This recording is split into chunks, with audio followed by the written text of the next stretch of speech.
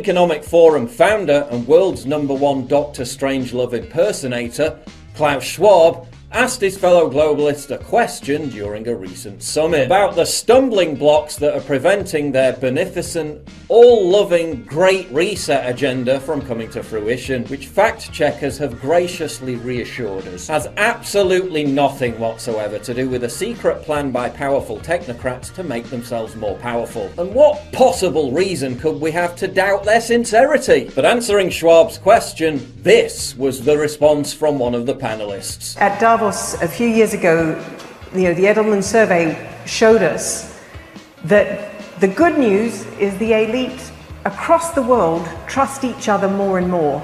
So we can come together and design and do beautiful things together. The bad news is that in every single country they were polling, the majority of people trusted that elite less. So we can lead, but... That's Neri Woods, Professor of Global Economic Governance at the University of Oxford. The comments were actually made at the World Economic Forum's Great Narrative Conference back in November, although the clip you just saw is going viral on Twitter right now. The majority of people trusted that elite less. Ordinary people not trusting the elite? Oh no, how dreadful! How could that possibly be? Could it have anything to do with the fact that the ultra-rich elite used the pandemic to enact the biggest wealth transfer in history, widening wealth inequality to levels never seen before, as they raked in vast profits while small businesses went bust? In the UK alone, lockdown pushed 900,000 people into poverty, while the rich got 54% richer. Could it have anything to do with elitists in countries across the world brazenly flouting the very same lockdown restrictions that they demanded be imposed on everyone else, creating a new servant class of mask-wearing mutes while they parted it up totally maskless? Could it have anything to do with the elite buying remote luxury properties, in some cases entire islands, to further distance themselves from the general public,